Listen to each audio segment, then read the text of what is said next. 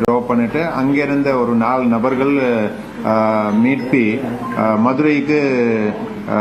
மதுரைக்கு டிரான்ஸ்ஃபர் பண்ணி அங்கே அவங்களுக்கு மெடிக்கல் செக்அப் காமிச்சிருக்கோம். அதில் ஒரு பெண்மணி, ஒரு கர்ப்பிணி பெண்மணியும் அந்த 4 பேரில் இருக்கிறாங்க.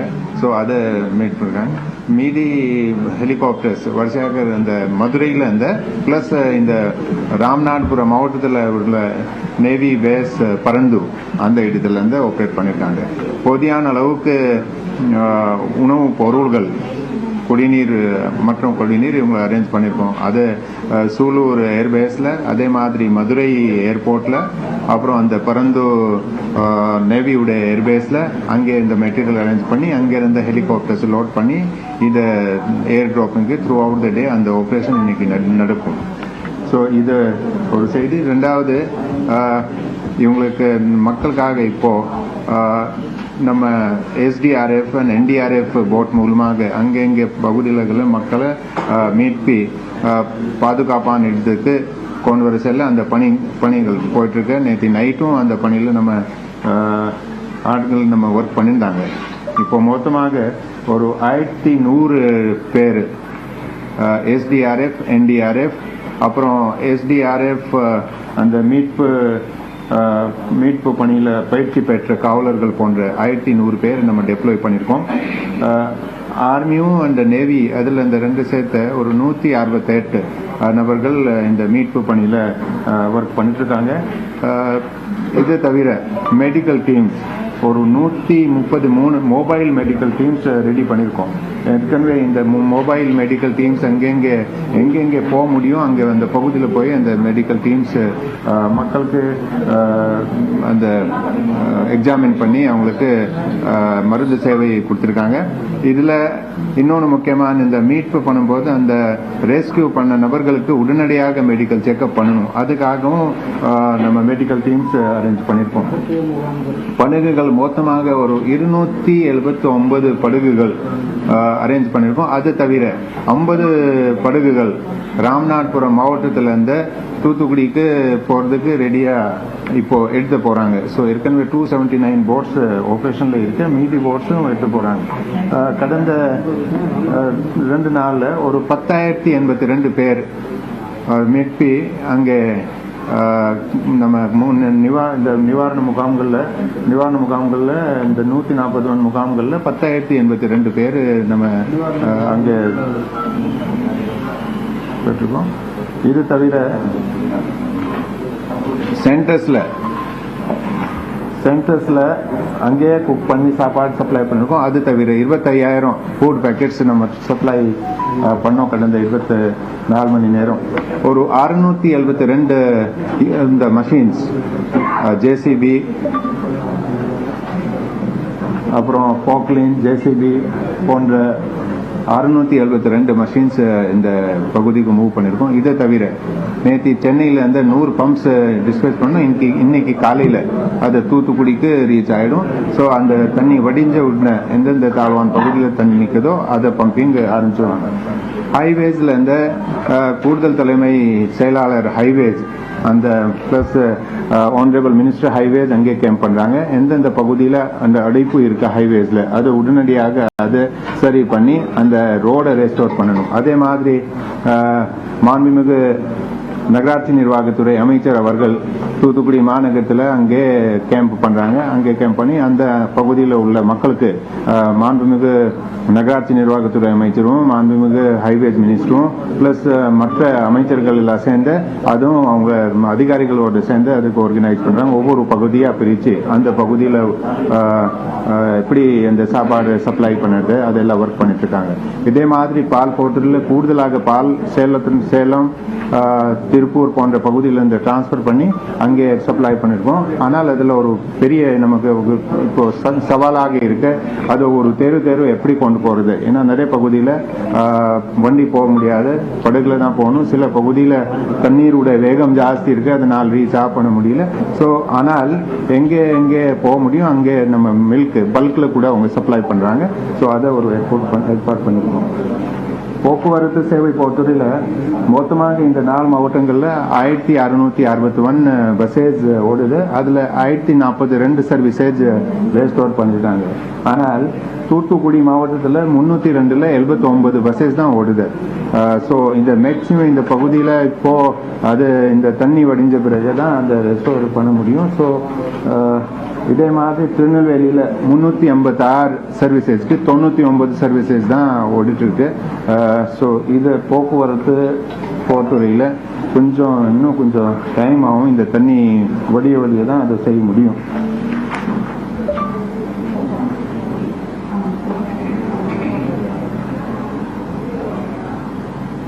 இது கம்யூனிகேஷன் சில பகுதியில் நிறைய பகுதியில் சிரமங்கள் இருக்கு. குறிப்பாக இந்த தூத்துக்குடி மாவட்டத்தில் சில டவர்ஸ் கிடைக்கல.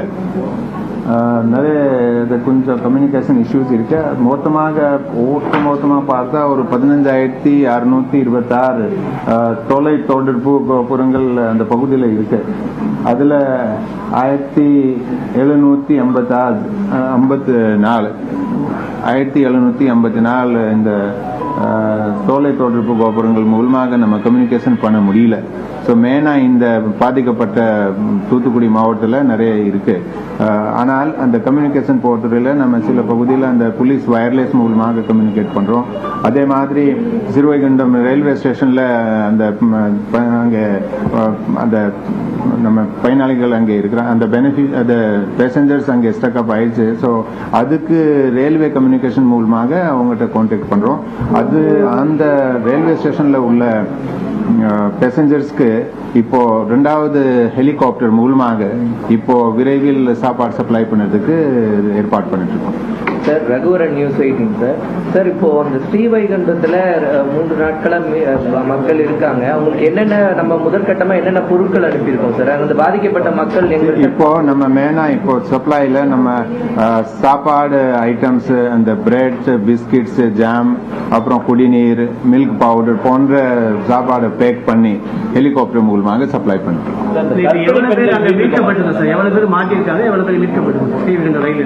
ரயில்வே நிலையத்தில் அந்த அங்க 2 இடங்கள்ல இருக்கிறாங்க. சுமார் 300 பேர் ரயில்வே ஸ்டேஷன்ல இருக்கிறாங்க. சுமார் 200 பேர் அங்க பக்கத்துல ஒரு ஸ்கூல் பில்டிங் இருக்கு, அந்த ஸ்கூல் பில்டிங்ல இருக்கிறாங்க. அந்த ஸ்கூல் பில்டிங்ல 200 பேர் இருக்கிறாங்க. அவங்களுக்கு நேற்று சாப்பாடு அங்கே சமைச்சு காவல்துறை மூலமாக சப்ளை பண்ணிருக்காங்க நேற்று மத்தியானம். இன்னைக்கு காலையிலும் எனக்கு கிடைச்ச தகவல் படி காலையில அந்த ஃபர்ஸ்ட் ரவுண்ட்ல ஹெலிகாப்டர்ல அந்த ஸ்கூலுக்கு தான் சாப்பாடு சப்ளை பண்ணிட்டு அங்கிருந்து தான் அந்த 4 பேர் மீட்டி மதுரைக்கு போயிருக்காங்க. இப்போ 2வது ட்ரிப்ல 2வது ரவுண்ட்ல இந்த சிறுவைகுண்டம் ரயில்வே ஸ்டேஷன் கவர் பண்ணணும்.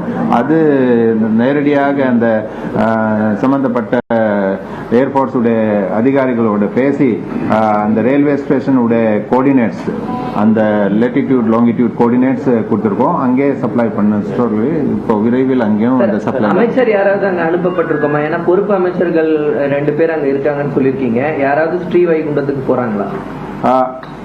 அமைச்சர்கள் பொறுத்தவரையில் அங்கே ஏற்கனவே தூத்துக்குடி மாவட்டத்தில் ஒரு 6 அமைச்சர்கள், மாண்புமிகு அமைச்சர்கள் அங்கே இருக்கிறாங்க. அந்த ஃபிஷரிஸ் மினிஸ்டரும் சோஷியல் வெல்ஃபேர் மினிஸ்டரும் அந்த பகுதியில் அந்த டிஸ்ட்ரிக்ட் சேர்ந்தவர் தான், அவங்க அங்கே இருக்கிறாங்க. அது தவிர மாண்புமிகு நகராட்சி நிர்வாகத்துறை அமைச்சர்கள், ஹைவேஸ் மினிஸ்டர் அவர்கள், அப்புறம் நம்ம பேக்வார்ட் கிளாஸேஜ் மினிஸ்டர் மாண்புமிகு ராஜகண்ணப்பன் அவர்கள், அப்புறம் சிடி மினிஸ்டர் மாண்புமிகு மூர்த்தி அவர்கள், இவங்க அந்த மாவட்டத்தில் இருக்கிறாங்க. அவங்களுக்கு உள்ள ஏரியா கொஞ்சம் எந்தெந்த ஒரு பகுதி எடுத்து அந்த பகுதிக்கு அவங்க சூப்பர்வைஸ் பண்ணுவாங்க. அவங்க கூட மூத்த அலுவலர்கள் அட்டாச் பண்ணி அங்கே இருக்கிறோம். மற்ற டிஸ்ட்ரிக்ட்ஸ்ல இருந்த மற்ற ஆபீசர்ஸும் டைவர்ட் பண்ணிருக்கோம்.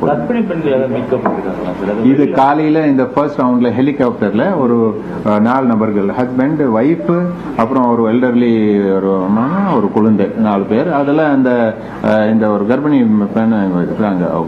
அவங்க ஹஸ்பண்ட் பிளஸ் அவங்க மதர், அப்புறம் ஒரு சின்ன குழந்தை. இப்ப கன்னியாகுமரியில இருந்து நம்ம வரும்போது கன்னியாகுமரி திருநெல்வேலி அந்த ஹைவேல வந்து மழை வெள்ளம் குறைஞ்சிருக்குங்களா? இல்ல டிரான்ஸ்போர்டேஷன் பண்றதுக்கு எவ்வளவு நாள் ஆகும்?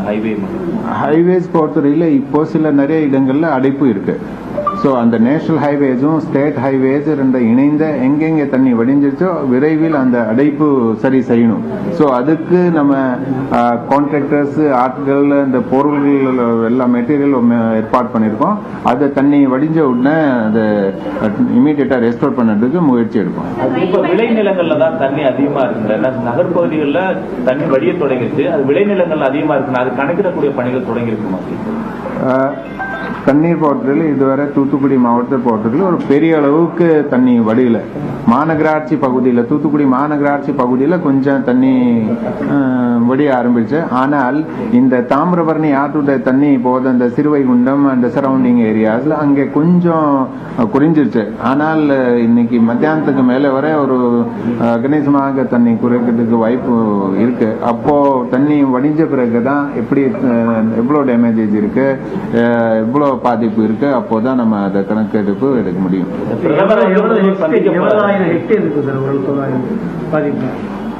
பாதிப்பு பொறுத்தவரையில் இந்த என்டையர் அதாவது சிறுவைகுண்டம் அந்த தூத்துக்குடி மாநகராட்சி, தூத்துக்குடி தாலூக், அப்புறம் சிறுவைகுண்டம் தாலூக், சாத்தான்குளம் தாலூக், அதை கீழே வர ஃபுல்லா டிஸ்ட்ரிக்ட்ல அந்த கோஸ்டல் பெல்ட் ஃபுல்லாவே அஃபெக்ட் இருக்கு. இதே மாதிரி இந்த எல்லாமே இந்த திருநெல்வேலி டிஸ்ட்ரிக்ட், இந்த 2 டிஸ்ட்ரிக்ட்ல இருந்தால அனைத்து பகுதி பாதிப்பு இருக்கு. பிரதமர் வந்து சிஎம் சந்திக்க போறாரு. இப்போ உங்களோட தொடர்பு பண்ணி கேட்கக்கூடிய நிலைகள்லாம் கேட்டது. இதை மாண்புமிகு முதலமைச்சர் நேற்று சாயந்தரம் எல்லா சம்பந்தப்பட்ட 4 மாவட்ட ஆட்சித்தலைவர்கள் மற்றும் மூத்த அலுவலர்களோட அப்புறம் மாண்புமிகு ஃபைனான்ஸ் மினிஸ்டரும் திருநெல்வேலியிலேருந்து அவரும் மாண்புமிகு யூத் வெல்ஃபேர் மினிஸ்டரும் அவங்களும் அதில் பார்ட்டிசிபேட் கலந்துனாங்க மீட்டிங்ல.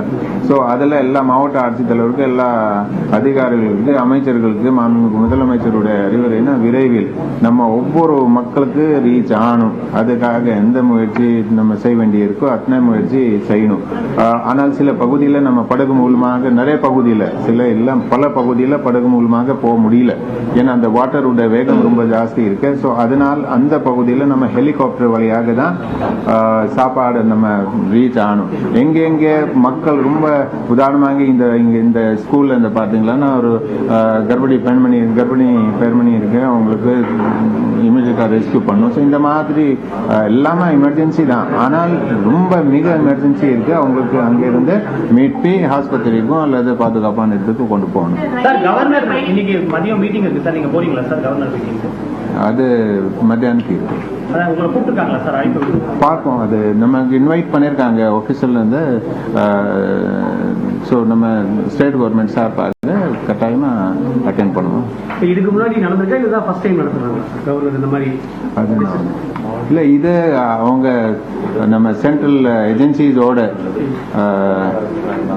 அந்த கலந்து ஆலோசித்த எப்படி ஸ்டேட் கவர்மெண்ட்டும் அவங்க எப்படி அவங்க ஸ்டேட் கவர்மெண்ட்டுக்கு எந்த அளவுக்கு ஹெல்ப் பண்ண முடியும் அதுக்காக மீட்டிங் அமைச்சிருக்காங்க. ஸோ வச்சிருக்காங்க. ஸோ அது அந்த மீட்டிங் 12 மணிக்கு இருக்கு. நம்ம இங்கிருந்து நம்ம யாரும் சீனியர் ஆஃபீஸர் அட்டென்ட் பண்ணுவார். இதுவரைக்கும் நம்ம அந்த டீடைல்ஸ் நம்ம ரிப்போர்ட்ஸ் அது வர வேண்டிய இருக்கு டிஸ்ட்ரிக்ட்ஸ்ல இருந்து. நம்ம கிடைக்கலாம் சார். இப்போ நேற்று வந்து சொல்லுது, இப்ப இங்க இருந்து அந்த பேரிடர் அங்க இருக்க வார்வமுக்கு நம்ம தொலைத்தொடர்பு கிடைக்குதா? அதாவது நம்ம தூத்துக்குடி, திருநெல்வேலி இதெல்லாம் சில டவர் கிடைக்காது. சில நம்ம கட்டுப்பாட்டு அருகே அல்ல கட்டுப்பாட்டு எங்க அது தொடர்புல இருக்கு. தூத்துக்குடி மாவட்டத்தில் அந்த மாநகராட்சி ஹெட் குவார்டர்ஸ்ல அங்கே கண்ட்ரோல் ரூம் செட்டப் பண்ணிருக்காங்க. அதே மாதிரி திருநெல்வேலியில மாநகராட்சி ஹெட் குவார்டர்ல செட்டப் பண்ணிருக்காங்க. ஏன்னா இந்த 2 கலெக்டரேட்ஸ்ல ஒரு 5-6 அடி அளவுக்கு தண்ணி வந்துருச்சு. அதனால அந்த பகுதியில இருந்து அவங்க போக முடியல. ஸோ அங்கே கண்ட்ரோல் ரூம் செட்டப் பண்ணிருக்காங்க. அந்த கண்ட்ரோல் ரூம் தொடர்ந்து அந்த கான்டாக்ட்ல இருக்கும். அதே மாதிரி ஃபீல்டுல நம்ம இங்க இருந்த ஒரு கிட்டத்தட்ட ஒரு 10 IAS ஆபீசர்ஸ் இதுக்கு டெபுட் பண்ணிருக்கோம் தூத்துக்குடி மாவட்டத்துக்கு. அவங்கள ஃபீல்ட்ல இருக்கும்போது அவங்ககிட்ட நம்ம கான்டாக்ட் பண்ண முடியல. ஒரு குறிப்பாக சில பகுதியில் BSNL கிடைக்கல. ஆனால் மற்ற கம்பெனியோட கனெக்ஷன் அந்த சிக்னல் கிடைக்குது. ஸோ அதை கொஞ்சம் அதை மாற்றி அவங்ககிட்ட நம்ம கான்டாக்ட் பண்ண முடியல. சார் அணைகள், ஏன்னா முக்கியமான அணைகள்லாம் அங்கே இருக்கு, அதை எப்படி கண்காணிச்சுட்டுக்கோமா? அங்கே நீர்வரத்து எப்படி இருக்கு சார்? எவ்வளவு நீர் இப்போ வெளியேற்றும்?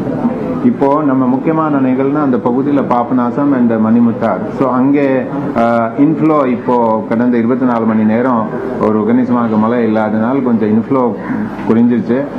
அந்த 2 அணைகள்ல இருந்து நேற்று நைட்டு நிலவரம் படி ஒரு 10,000 கியூசெக்ஸ் 5,000 கியூசெக்ஸ் மணிமுத்தாறுல இருந்து 5,000 கியூசெக்ஸ் பாபநாசத்துல இருந்து டிஸ்சார்ஜ் பண்ணிருக்காங்க.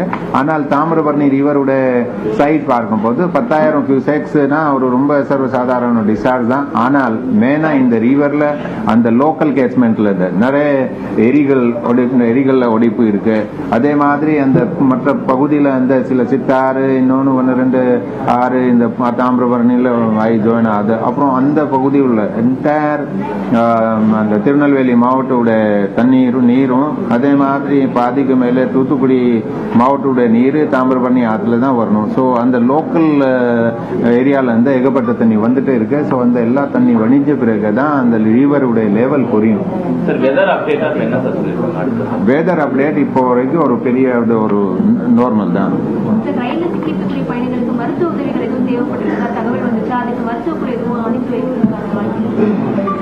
இப்போ நம்ம இப்போ வரைக்கும் அந்த ஃபுட்டு இதெல்லாம் நம்ம சப்ளை பண்ணிருக்கோம். ரயில்வே கம்யூனிகேஷன் சேனல்ல இருந்து அவங்ககிட்ட தொடர்புல இருக்கிறாங்க. ஸோ அந்த மாதிரி ஒரு நமக்கு எமர்ஜென்சி வரப்போ ஹெலிகாப்டர் மூலமாக இதை அனுப்புறதுக்கு ஏற்பாடு பண்ணுவோம். சார் இப்போ சென்னை மழை நமக்கு எந்த அளவுக்கு கை கொடுக்குது சார்? இப்போ சவுத்தில் நமக்கு மறுபடியும் 4 மாவட்டத்தை எதிர்கொள்றோம். அந்த எக்ஸ்பீரியன்ஸ் எப்படி? நம்ம இந்த 4 மாவட்டங்கள் பற்றி பேசிட்டு இருக்கோம். இப்போ மறுபடியும் சென்னைனா கொஞ்சம் இப்போ 9 மினிஸ்டர்ஸ் தான் ஏற்கனவே சிஎம் அப்பாயிண்ட் பண்ணாங்க. இப்போ அடிஷனலாக மாஸ் மினிஸ்டரும் போயிருக்காரு. இப்போ அடிஷனலாக வரா சார்? இல்லை, இது மாஸ் ஒரு 10 அமைச்சர்கள் அங்கே இருக்கிறாங்க டோட்டல். அப்போ டோட்டல் 1 எக்ஸ்டெண்ட் ஆயிருக்கு. ஆமாம். ஸோ சென்னை பொறுத்தவரையில் நீங்கள் சென்னை கேட்டீங்க. சென்னை பொறுத்தவரையில் இப்போ நம்ம இந்த நிவாரண பணிகள் அதாவது அந்த ரிலீஃப் டிஸ்பர்ஸ்மெண்ட் போயிட்டு இருக்கு. ஸோ அது ஒரு இன்னைக்கு 3வது நாள். ஸோ அது நீங்களும் பார்த்துருப்பீங்க, ரொம்ப ஸ்மூத்தா போயிட்டு இருக்கு. Okay, thank you.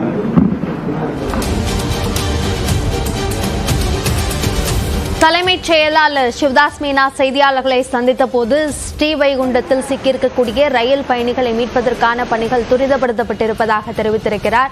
10 அமைச்சர்கள் இந்த மீட்பு பணிகளை கண்காணிப்பதற்காக அந்த பகுதிகளுக்கு சென்றிருக்கிறார்கள் என்றும் IAS அதிகாரிகளும் இதற்காக பொறுப்பு அதிகாரிகளாக நியமிக்கப்பட்டிருக்கிறார்கள் என்றும் தெரிவித்திருக்கிறார். மேலும் பல்வேறு விவரங்களை விரிவாக மற்ற செய்திகளில் பார்க்கலாம்.